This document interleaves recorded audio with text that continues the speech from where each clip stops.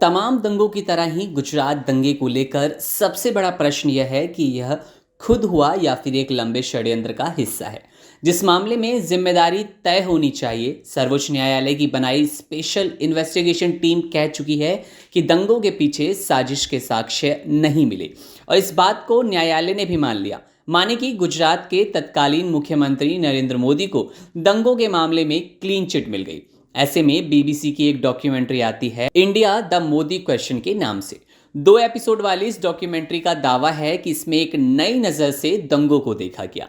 Documentary में इल्ज़ाम है कि 2002 में गुजरात में जो कुछ हुआ उसमें एथनिक क्लेंजिंग के सारे निशान थे और जिम्मेदारी तत्कालीन मुख्यमंत्री यानी कि अभी वर्तमान भारत के प्रधानमंत्री नरेंद्र मोदी पर।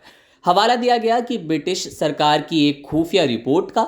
भारत सरकार ने इस डॉक्यूमेंट्री पर भारत में प्रतिबंध लगा दिया, लेकिन यह दिखाई जा रही है। बीते दिनों जब जेएनयू में इसकी स्क्रीनिंग हुई, जमकर बवाल हुआ, पत्थरबाजी हुई, लात घूंसे चले और अब जामिया में भी इसकी स्क्रीनिंग की तैयारियां की जा रही है।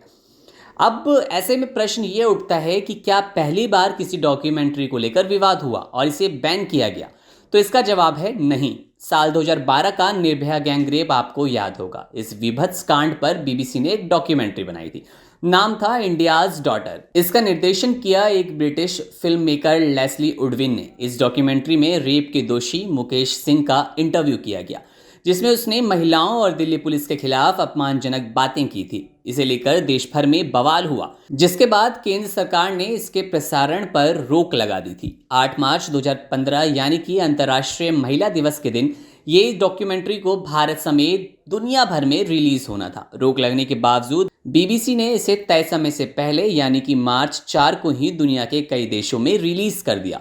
हमने यहाँ बीबीसी की एक डॉक्यूमेंट्री का हवाला दिया, लेकिन बैन का इतिहास बेहद लंबा और पुराना है। पार्टी ने कभी ना कभी सत्ता में रहते हुए असहज करने वाली डॉक्यूमेंट्रीज को बैन किया है। अब बैन के इस प्रोसेस को थोड़ा समझते हैं। बैन के पीछे सरकार ने यह वजह बताई। डॉक्यूमेंट्री जो बैन हुई उसकी वजह जो है भारत की सुप्रीम कोर्ट के अधिकार और विश्वसनीयता पर आक्षेप लगाती है, विभिन्न समुदायों के बीच विभाजन पैदा करती है और भारत में विदेशी सरकारों के काम के बारे में निराधार आरोप लगाती है। सूचना एवं प्रसारण मंत्रालय ने इस डॉक्यूमेंट्री को इन प्लेटफॉर्म से हटाने का आदेश इंफॉर्मेशन टेक्नोलॉजी एक्ट 2021 के अंतर्गत आने वाली इमरजेंसी प्रोविजन के तहत दिया। और अब ये क्या है हम आपको बता दें तो इंफॉर्मेशन टेक्नोलॉजी रूल्स 2021 के तहत इंफॉर्मेशन एंड ब्रॉडकास्टिंग मिनिस्ट्री के पास एक खास अधिकार होता है। वो यूट्यूब, ट्विटर, फेसबुक और अन्य सोशल मीडिया इंटरमीडियरी इमरजेंसी की स्थिति में कोई भी कंटेंट वहां से हटवा सकती है, जिसमें किसी भी किस्म की देरी बर्दाश्त नहीं किए जाने का भी प्रावधान है। यानी कि उस प्लेटफॉर्म से वो कंटेंट तत्काल प्रभाव से हटाया जाएगा। अब इस नियम के मुताबिक होता क्या है तो आपातकालीन मामलों में अगर सूचना एवं प्रसारण मंत्रालय श्योर है कि किसी भी कंप्यूटर सोर्स के माध्यम से कोई जानकारी उसके हिस्से को सार्वजनिक रूप से इस्तेमाल होने से रोकना जरूरी है और वो न्यायोचित है, तो उसे अंतरिम आदेश के रूप में कुछ दिशा निर्देश जारी करती है।